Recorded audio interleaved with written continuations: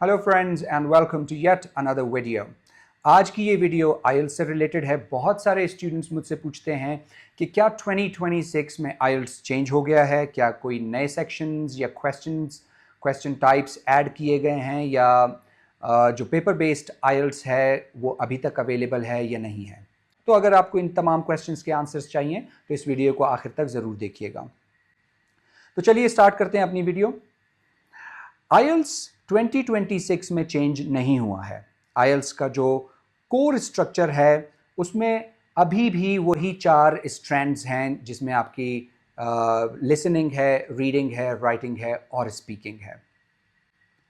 कोई नए सेक्शंस भी ऐड नहीं हुए हैं और उसका जो बैंड स्कोर का सिस्टम है वो भी सेम है। हाँ, जो टेस्ट की डिलीवरी है और क्वेश्चन ट्रेंड्स हैं उनमें थोड़ा बहुत फर्क आया है। दूसरा ये कि पेपर बेस्ड टेस्ट बहुत से रीजन्स में फेज आउट हो रहा है, मतलब उसे ख़त्म किया जा रहा है, और अब जो डोमिनेंट फॉर्मेट है वो आपका कंप्यूटर बेस्ड टेस्ट ही है।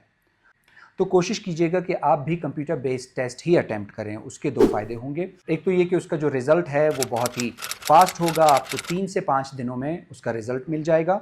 दूसरा ये कि कंप्यूटर बेस्ड आईएल्ट्स आपको वन स्किल रीटेक का ऑप्शन भी देता है। अगर आपको इन 4 जो स्ट्रैंड्स हैं इनमें किसी में भी अपना स्कोर इंप्रूव करना है तो आप सिर्फ उसी स्किल को रीटेक कर सकते हैं। अब इसमें जो माइन्यूट सी चेंजेस आई हैं वो ये हैं कि लिसनिंग का जो टेस्ट है वो सेम ही है, सेम क्वेश्चंस हैं, लेकिन अभी जो उसकी प्रिडिक्टेबिलिटी है वो कम हो गई है और उसमें ज़्यादा इंटरनेशनल एक्सेंट्स को इंक्लूड कर दिया गया है। पहले हम सिर्फ ब्रिटिश एक्सेंट, ऑस्ट्रेलियन या कनेडियन एक्सेंट्स को सुनते थे, अब उसमें ज़्यादातर जो नेटिव इंग्लिश स्पीकिंग एक्सेंट्स हैं उनको भी इंक्लूड कर दिया गया है।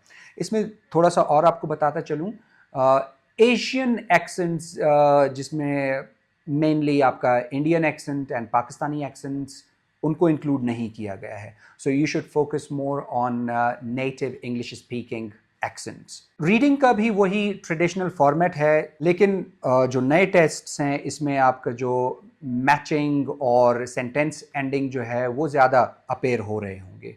आपके जो राइटिंग टास्क्स हैं वो अभी ज़्यादा आपकी जो एनालिसिस बेस्ड होंगे और मेमोराइज नहीं करना है कुछ भी आपने, चूँकि ये मेमोराइजेशन का टेस्ट नहीं है तो जो चीज़ें आप मेमोराइज़ करेंगे या जो टेम्पलेट्स आप याद करके जाते हैं तो याद रखिएगा कि वो टेम्पलेट्स जो है वो हो सकता है कि वैसे ना हों जैसे आपने प्रिपेयर किए हों। तो इस बार ज़्यादा एनालिसिस एंड लेस मेमोराइजेशन के साथ आपको टेस्ट को अटेम्प्ट करना है।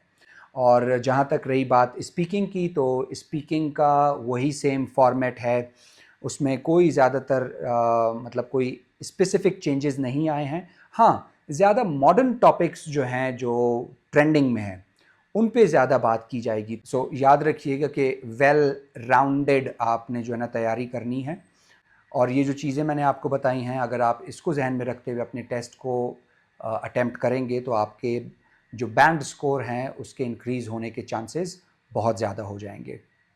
Signing off, I'll see you in another video.